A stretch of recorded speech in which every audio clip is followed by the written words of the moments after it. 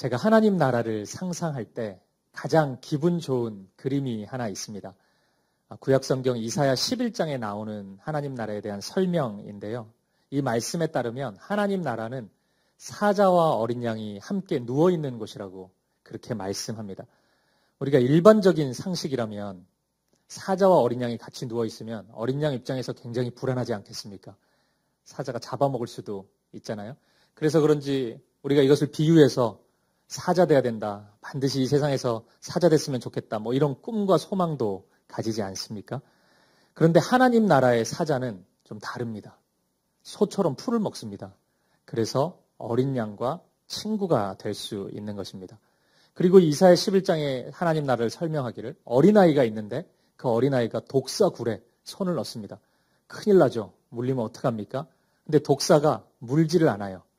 예쁜 어린아이의 손등을 핥고 뽀뽀해주고, 그래서 독사가 어린아이와 친구가 되는 곳, 그것이 하나님 나라라고 이야기합니다. 오늘날 우리가 살고 있는 이 세상과는 좀 다르죠. 이 세상은 무한 경쟁의 사회입니다.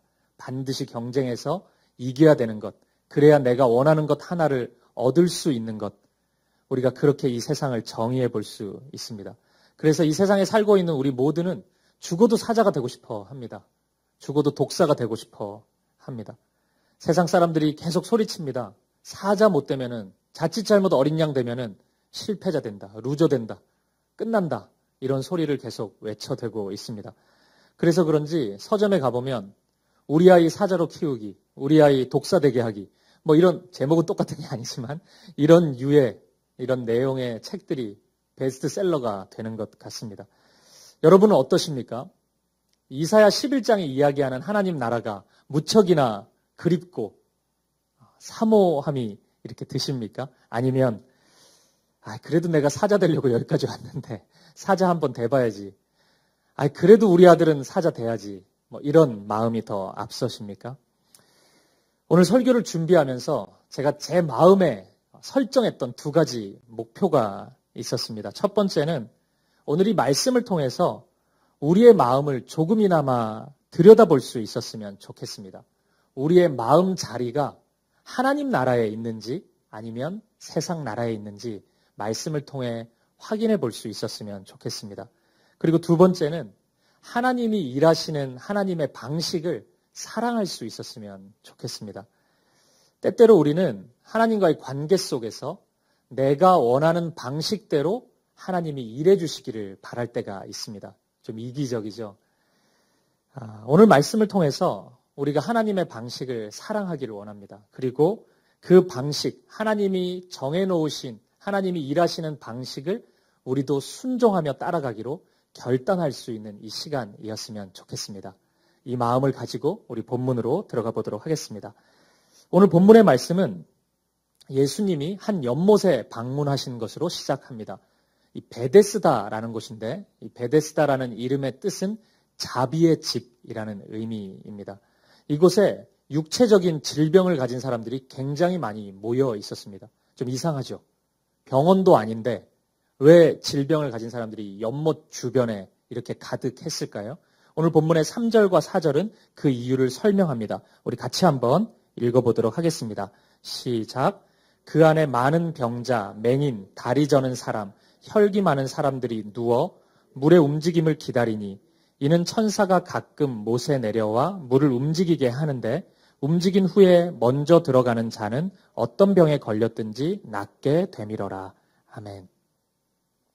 진짜인지 아닌지는 모르겠지만 전승에 의하면 가끔 천사가 여기 내려온대요. 그래서 천사가 물을 움직이게 하는데 그때 이 못에, 이 물에 가장 먼저 들어가는 사람은 어떤 병이든지 치유를 받게 된다는 것입니다. 여기서 중요한 것은 이 4절 말씀에 있는 어떤 병에 걸렸든지입니다. 바로 이 이유 때문에 사람들이 여기 다 모여 있는 것입니다. 코로나에 걸리든 어떤 암에 걸리든 다 치유받을 수 있다는 것입니다. 그 기대를 가지고, 믿음을 가지고 이토록 수많은 사람들이 베데스다 연못에 찾아온 것입니다. 아마 당시 예루살렘에 이 베데스다 연못을 모르는 사람은 없었을 것 같아요. 아마 센세이션한 그런 장소였을 것입니다.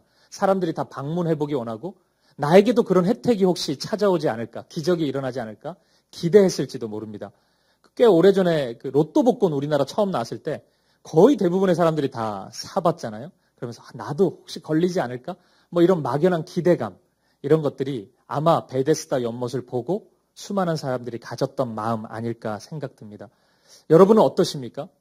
여러분 만약 1세기 예루살렘에 사셨다면 이 베데스다 연못 한번 가보셨을까요? 가봤겠죠, 그죠? 우리도 사진도 찍어보고 혹시 내가 방문했을 때 물이 움직이지 않을까 기대도 해보고 그랬을 것 같습니다. 그런데 이 말씀을 가만히 읽어보니까 이곳 베데스다에 이 자비의 집이라는 이름이었잖아요. 그런데 그 이름과 걸맞지 않은 일들이 하나씩 일어나고 있다는 것을 확인할 수 있습니다. 먼저 그것을 우리가 한번 말씀을 통해 확인해 보겠습니다. 베데스다에 일어나고 있는 첫 번째 이상한 일은 철저한 운명 시스템이 작동하고 있었다는 것입니다. 아까 읽었던 4절 말씀을 보면 천사가 가끔 이곳에 내려왔다고 그렇게 말씀합니다. 가끔 내려왔습니다.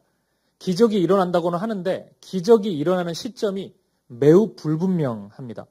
물이 움직일 때 기적이 일어난대요. 근데 물이 언제 동할지 아는 사람이 아무도 없습니다. 사실 이곳에 모인 사람들은 다 행복을 쫓아서 온 사람들이잖아요. 육체적인 질병이 그것을 가로막고 있었습니다.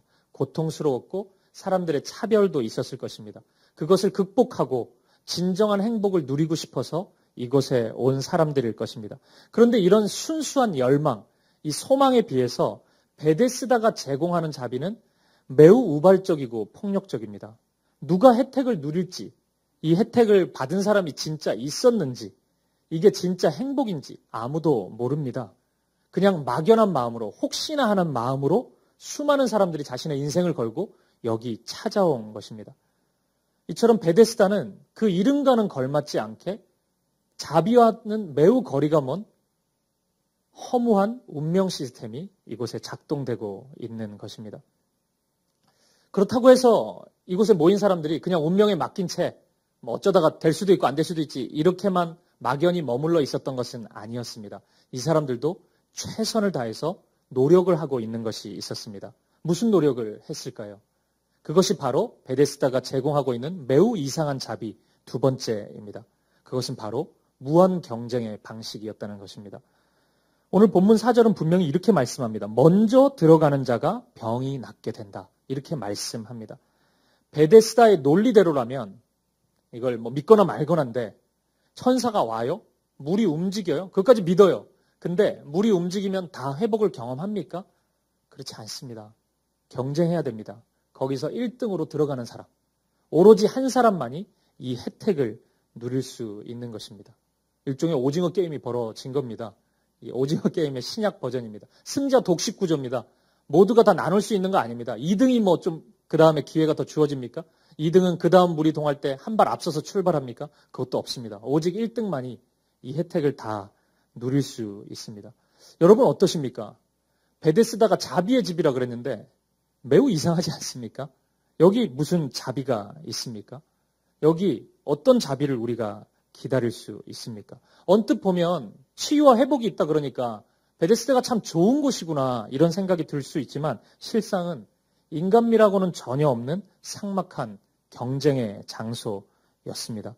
베데스다는 불확실성과 무한 경쟁이라는 매우 이상한 자비로 무장된 채 연약함, 아픔, 실패, 상실을 가지고 있는 사람을 더 고통스럽게 더 힘든 자리로 몰아붙이고 있었던 것입니다. 바로 그때 예수님께서 이 베데스다를 찾으셨습니다. 그리고 베데스다를 찾으신 이유가 바로 여기에 있습니다. 이곳에 모인 사람들에게 있어 가장 필요한 분이, 가장 필요한 것이 바로 예수님이었고 예수님이 베풀어 주실 자비였기 때문입니다. 예수님은 이곳에 오셔서 베데스다의 생활 방식, 그거 의지하면 안 된다는 것을 보여줄 것입니다. 베데스다 그거 추구하고 따라갔다가 너희들이 원하는 진짜 행복을 얻을 수 없다는 것을 베데스다의 실체를 다 낱낱이 보여줄 것입니다. 그리고 진짜 자비가 무엇인지, 하나님의 자비가 무엇인지를 증명해 보일 것입니다. 그리고 이곳에 지쳐있는 상처받은 영혼들을 위로하고 회복시켜 주실 것입니다. 예수님은 이 일을 위해서, 이 기적을 위해서 이 베데스다를 찾아주신 것입니다.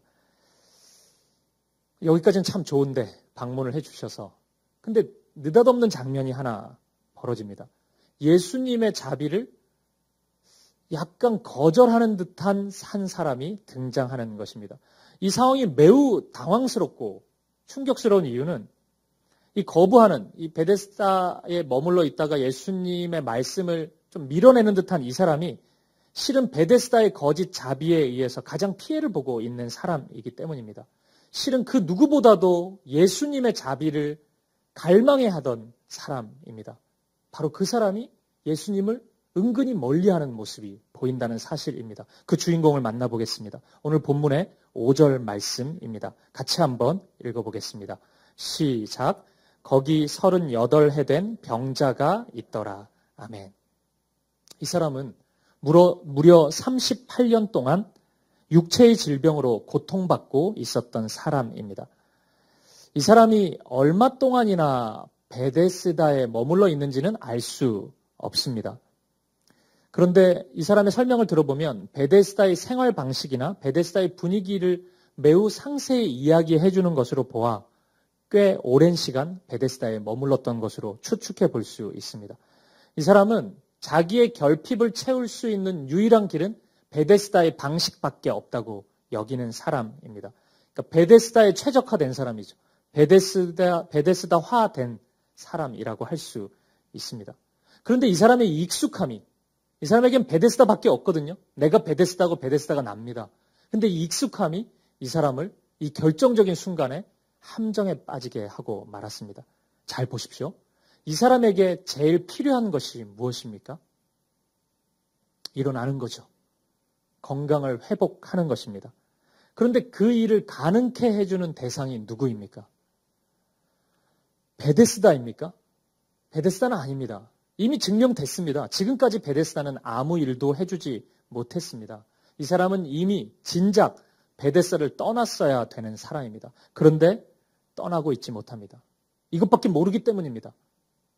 이 사람에게는 베데스다가 전부기 때문에 자기 스스로를 끝없이 베데스다 안에 가두고 말았던 것입니다. 그 결과 정작 나의 간절한 소망을 이루어줄 대상인 예수님이 눈앞에 나타나셨음에도 불구하고, 예수님의 말씀이 나에게 선포됨에도 불구하고 정당한 반응을 보여주지 못하고 있는 것입니다. 이 사람 앞에 나타난 예수님의 말씀을 한번 들어보겠습니다. 오늘 본문의 6절 말씀입니다. 이 말씀도 같이 읽어보죠. 시작. 예수께서 그 누운 것을 보시고 병이 벌써 오래된 줄 아시고 이르시되 내가 낫고자 하느냐. 아멘. 예수님은 이 사람이 얼마나 오랫동안 육체의 아픔으로 고통받고 있었는지를 아셨습니다. 그리고 그 사람의 마음을 깊이 공감하시고 함께 아파하셨습니다. 우리 예수님은 이런 분이십니다. 예수님은 우리의 마음, 우리의 형편을 나몰라라 하시는 분이 아닙니다. 언제나 공감하시고 언제나 함께 아파하십니다. 때때로는 나보다 더 나의 모습을 아파하는 분이십니다. 그 주님이 이 사람 앞에 나타났습니다. 그리고 그 주님이 오늘 우리의 예배 가운데 함께 하십니다. 예수님의 사랑을 충만히 경험하는 우리 되었으면 좋겠습니다. 그런데 이 모든 형편을 공감해 주시는, 공감의 화신 되시는 예수님께서 이 사람의 유일한 한 가지를 공감해 주시지 않습니다. 그것은 이 사람이 추구했던 삶의 방식, 베데스다의 생활 방식입니다. 만약 예수님께서 이 사람의 생활 방식을 인정하고 깊이 공감하셨다면 이런 질문을 하지 않았을 것입니다. 아마 이렇게 질문했겠죠. 혹시 네가 언제 이 물이 움직일지 알고 싶냐? 이런 질문을 던지셨겠죠. 도와주고 싶으셨다면. 또는 이 물이 움직일 때 말이야. 1등으로 들어가는 사람이 지금 회복을 경험하는데 1등으로 들어가는 비결을 알고 싶냐?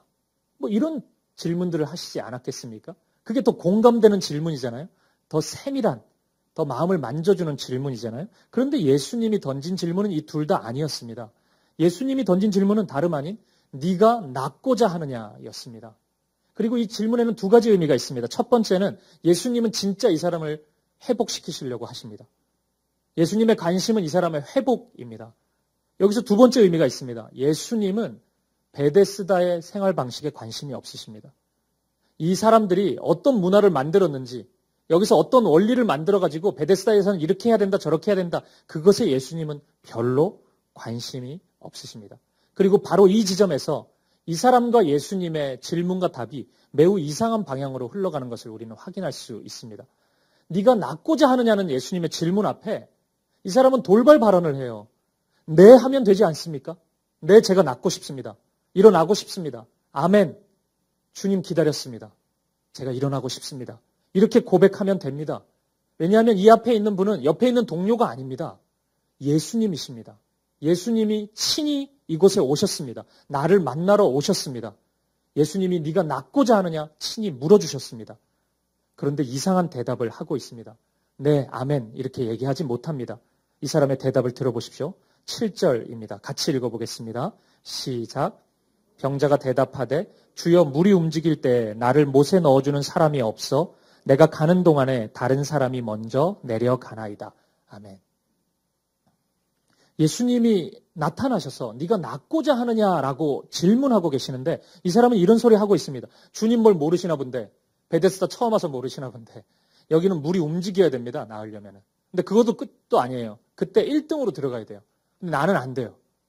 나는 이제 핸디캡이 많아가지고 도와줄 사람도 없고 누가 뭐 지원해주는 사람도 없고 그래서 그거 불가능합니다.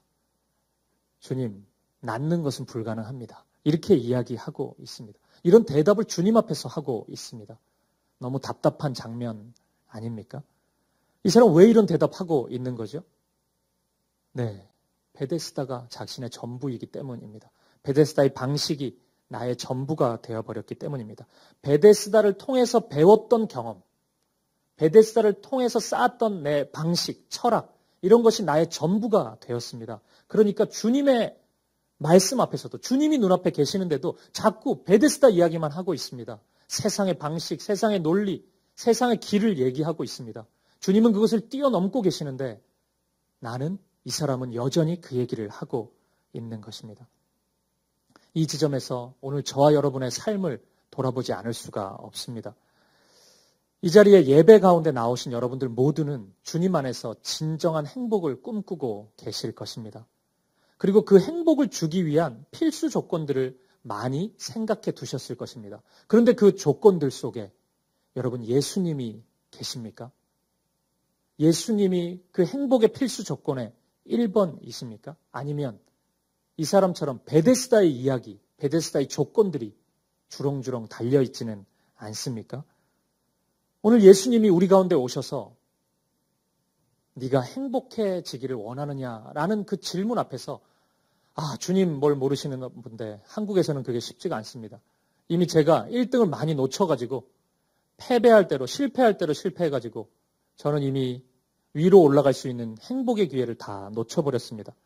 저의 학벌로는, 저의 재산으로는, 저의 위치로는, 우리 자녀의 성적으로는 행복의 행자도 이 한국에서는 꺼낼 수가 없습니다. 주님 한국을 좀 알아보셔야 됩니다. 제가 5년 전에 이 강남에서 아파트를 샀으면 행복해졌을 텐데 남편이 반대하는 바람에 이렇게 됐습니다. 이런 얘기를 한다면 이게 전혀 이상한 얘기는 아니지만 주님 앞에서 할 얘기는 아니지 않습니까? 주님이 이 질문을 묻고 계실 때 우리의 한마디 대답으로는 너무 어울리지 않는 대답 아닙니까? 오늘 저와 여러분의 베데스다는 무엇입니까? 예수님이 일어나 네 자리를 들고 걸어가라 말씀하실 때 안 된다고 이야기하는 나의 논리는 무엇입니까? 떠나지 못하는 베데스다. 우상이 되어버린 베데스다는 무엇입니까? 돈입니까? 명예와 권력입니까? 우리의 자녀입니까? 아니면 내가 계획해 놓은 나의 삶의 방식입니까? 이 모든 것이 필요 없다는 이야기가 아닙니다. 맞는 말일 수 있습니다. 우리의 삶을 살기 위해 하나씩 하나씩 필요한 것일 수 있습니다. 오늘 이 사람의 이야기가 틀린 말이 아닙니다. 베데스다 안에서 다 동의하는 이야기입니다. 베데스다에 있는 사람 중에 그 틀린 얘기 하는 사람 아무도 없습니다. 맞잖아요. 물이 움직여야 되고 천사 와야 되고 1등 해야 됩니다. 그거 다 믿고 그 안에 살고 있습니다. 그런데 주님 앞에서는 매우 어색한 고백입니다. 나를 회복시키시고 살리시겠다는 예수님 앞에서 할 소리는 아닌 것입니다. 오늘 이 시간 나의 베데스다가 무엇인지 발견할 수 있기를 바랍니다. 거짓과 속임수, 그것 아무리 추구해도 행복을 주지 못하는 그것 붙잡고 내 인생을 걸고 끝없이 질주하고 있는 나의 모습이 없는지 돌아볼 수 있기를 바랍니다. 그리고 그게 1번이라면 하나 내려놓고 예수님을 1번으로 채워놓을 수 있길 바랍니다. 그때 보일 것입니다. 내 눈앞에 서 계시는 예수님, 나에게 말씀하시는 예수님, 그분 모습, 그분 음성 들릴 것입니다. 그 말씀 들을 수 있는 저와 여러분 되시기를 축복합니다.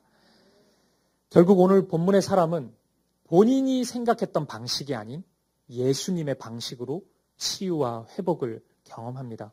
오늘 본문 9절에 보면 이날이 안식일이었다고 말씀합니다. 안식일은 아무것도 하면 안 되잖아요. 병든 사람도 고치면 안 됐습니다. 당시에는. 한계가 있었죠. 베데스다의 한계가 있었어요. 안식일의 한계가 있었습니다. 본인도 안 된다고 생각했을 거예요. 치유는 오늘은 아니지. 한계가 있었습니다. 다른 사람들도 다 그렇게 생각했을 겁니다. 안 된다. 그런 기적은 없다. 근데 예수님은 그 한계를 뛰어넘고 당신의 일을, 하나님의 일을 이루셨습니다. 그리고 이 사람의 회복의 삶으로 예수님은 인도해 주십니다. 이 사람의 평생의 꿈은 베데스다 안에서 성공하는 것입니다. 이 조그만 연못에서 1등하는 게 꿈이었습니다. 그런데 이 사람의 삶을 송두리째 바꾸어 버리십니다. 오늘 본문이 포함된 5장 15절 말씀을 같이 한번 읽어보겠습니다. 시작. 그 사람이 유대인들에게 가서 자기를 고친 이는 예수라 하니라. 아멘. 예수님을 전하는 삶을 살기 시작하는 것입니다. 예수님을 선포하고 있습니다. 하나님께 영광 돌리고 있습니다. 사명자가 됐습니다. 예수님을 증거하는 사람이 됐습니다. 아마 이 자리에 있는 모든 분들이 그런 사명의 사람이 되기를 원하실 것입니다. 정도는 다르겠지만 여러분 모두가 하나님께 영광을 돌리는 인생을 살고 싶으실 것입니다. 하나님 앞에 섰을 때 참 잘했다. 너의 모습이 참 좋았다. 이런 칭찬 듣고 싶으실 것입니다. 그런데 오늘 저는 이 본문 말씀에서 아주 중요한 질문 하나를 발견합니다. 그것은 여러분은 하나님께 영광 돌리기 원하는 여러분은 그 영광 돌리는 방법 또한 하나님의 방식을 추구하십니까? 하나님의 방법을 사모하십니까? 오늘 본문의 이 사람은 자신의 방식이 매우 뚜렷했습니다. 그러니까 예수님의 방식이 잘 안 들어오는 거죠. 내 방식을 설명하는 게 우선인 것입니다. 내 뜻과 계획을 도와줄 겁니까? 안 도와줄 겁니까? 그거 아니면 안 됩니다. 이런 자세입니다. 많은 분들이 하나님의 영광을 이야기합니다. 내가 이 일을 통해서 하나님께 영광을 돌리고 싶습니다. 하나님의 기쁨이 되고 싶습니다. 이렇게 고백합니다. 그런데 여러분, 만약 하나님께서 저와 여러분에게 그래, 그 마음이 너무 귀하다. 그런데 그 방법 말고, 네가 세운 방법 말고 내가 원하는 방법으로 나에게 영광 돌릴 수 있겠냐? 라고 말씀하실 때 여러분은 어떤 반응을 보이시겠습니까? 만약 그때 네 주님, 물론입니다. 주님이 영광 받으실 수만 있다면 주님이 원하시는 방식으로 이루어 주십시오. 저는 그것이 좋습니다. 라고 고백하신다면 여러분은 순전한 믿음, 진실된 믿음을 가진 분들입니다. 만약 그렇지 못하고 주님, 그건 아닌 것 같습니다. 제가 지금까지 노력해온 것이 있기 때문에 반드시 이 일을 통해 영광 받으십시오. 반드시 내가 세운 이 계획을 통해서 이 계획이 이루어지는 것을 통해서 주님 영광 받으셔야 됩니다. 라는 이 고집이 꺾이지 않는다면 어쩌면 우리의 고백, 하나님께 영광을 돌리고 싶다는 고백은 그것은 매우 헛된 고백일 가능성도 있습니다. 사랑하는 여러분, 조금 마음 아프고 딱딱한 이야기일 수도 있지만 감히 권면드리고 싶습니다. 여러분이 오직 하나님께만 영광 돌리기 원하신다면 그 하나님께 영광 돌리는 방법 또한 하나님의 것을 취하십시오. 하나님께 맡겨드릴 수 있기를 바랍니다. 하나님 방식을 인정해드리고 그 방식을 받아들일 수 있기를 바랍니다. 그것이 옳은 길입니다. 하나님의 방식이 나의 방식보다, 나의 생각보다, 내 계획보다 더 바르고 선합니다. 그 하나님의 사랑을 신뢰할 수 있기를 바랍니다. 사랑하는 여러분, 말씀을 마무리하겠습니다. 오늘 베데스다의 모습은 일종의 저와 여러분, 우리의 모습을 보여주고 있는 거울일 수 있습니다.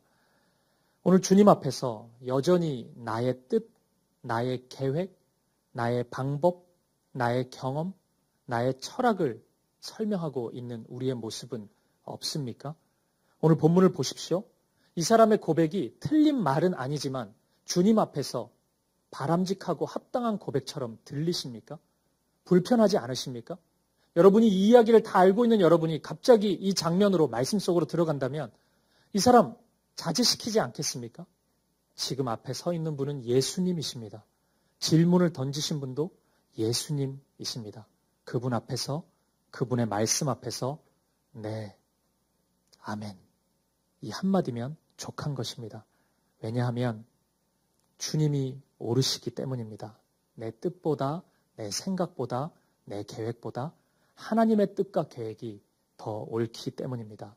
오늘 이 예배의 시간, 우리를 찾아오신 예수님 앞에, 예수님의 말씀 앞에 아멘이라고 믿음의 고백을 드릴 수 있는 우리 되었으면 좋겠습니다. 그리고 하나님께 진정으로 맡겨드리셨다면, 나의 인생을 하나님께 드리셨다면, 우리의 가정을, 나의 삶을 하나님이 아니면 안 된다고 고백하셨다면, 내 자녀가 하나님이 아니면 안 된다고 고백하셨다면 그 방법 또한 하나님의 것을 신뢰하십시오. 내가 다 그려놓지 마십시오. 이대로, 내가 계획한 대로, 내 뜻대로 무조건 이루어져야 됩니다.